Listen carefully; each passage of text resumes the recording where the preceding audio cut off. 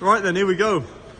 Rover 3 litre, Coupe, Mark 3, stunning colour, Cumbrian grey, red leather interior.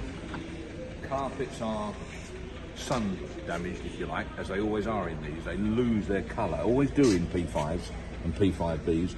So do you leave the original carpets, which is what they are there, or do you put a new set in? Entirely up to you. I think you'll find the new set's about 280 quid.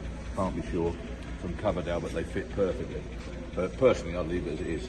Got a CD player there, hidden, as you can see. It's got the original toolkit in here. There it is. There it is, the original toolkit, which I think you'll find is about complete. Isn't that lovely? I'll leave that handy, someone have a look at. Now, I'll just open the bonnet to see if the engine's running, because you can't tell if it stood outside. It's so good. This here, when you're sitting inside, I know I'm not got the best of hearing, but when you're sitting inside, certainly with a window up, I'm not joking, you struggle to know whether the engine's running or not. You really, really do. You've got a little bit of noise around you. Lovely, lovely straight car. There you go, look at that. All original sound deadening. Lovely original engine, whatever as it looks here, as you can see. Everything looks right, even down to the fluid hose. It's just a proper car. One of my favourite cars, obviously the Coupe, the 3 litre, and P5Bs. I suppose the P5B is a better car, to be fair. But a lot of people like the straight 6, and that's great. And I like it, but the main thing I like about it is the fact it's a Coupe. They were government cars, as we know. Margaret Thatcher wouldn't drive anything else or use anything else. She had to, the Queen's got one exactly the same. It was more or less the same colour, the Queen's one, or she did have. It's just a fantastic car. The previous owner has fallen very poorly. I think he's had it for something like 30 years, a long, long time, 20 years plus anyway. There's a driver's log, it's all in the paperwork over there. There's a driver's log from the time he's had it, which goes back a long while, as I say, of all the work being done or any servicing and such like, maintenance and such like, and that's all written there. Massive wad of invoices and such like, 2 or 3 or 4 cherished, what they call them, valuations anyway. I can't think what firm it does it, but there's 3 or 4 of them there. I think there's the service book or pack or something. There's a load of stuff anyway. Come and have a look yourself. I can't remember what was there, but there's a lot there anyway. I don't place much importance on that. I'm interested in what the car is today. I'm not interested in what it was 20 years ago personally, but anyway, it's nice to have the history of not.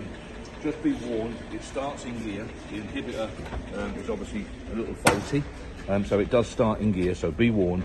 But look at that. It's got power steering, as you can see. Power steering, automatic, obviously. They did some manuals of these. They did quite a lot of manuals actually for the government. So you can buy a manual one, but they're very, very rare. Boot area, lovely. Back bumper, all good. Now, I know the chrome's not perfect. This overrider's worse than that one, as you can see.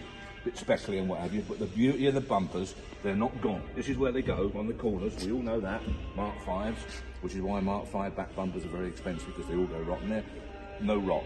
Hang on. There's your boot area, as you can see. Service chart and what have you. Maintenance manuals. Battery I've left there. Fire extinguisher, as you can see. Battery I've left to be disconnected when it's parked up. I ain't got a clue what that is. That was in the boot.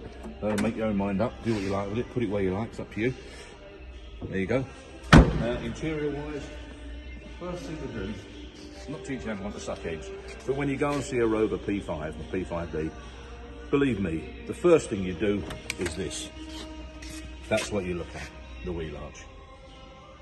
First indication of how rusty the car is are the rear wheel arches. So there you go.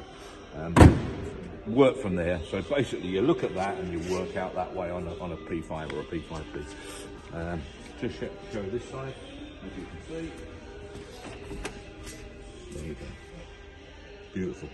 Now, him being poorly has had it parked up. It was actually under a sheet when I picked it up. I'll give it a coat of polish and look at it, it looks nice.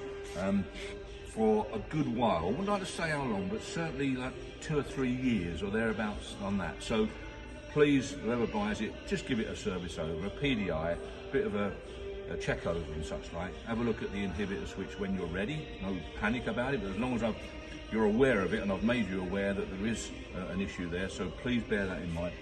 Not important, as long as you know it's there. And get it in all the shows next year. Get the shows booked up with it now, immediately, and get it into the show, and I think everyone will agree it'll go straight in a show, and it will, I'm not saying it's concours, I'm not saying it'll win best car in show, but I'll tell you what, it'll hold itself up very high, no doubt about that. I rate the car. Come and have a look.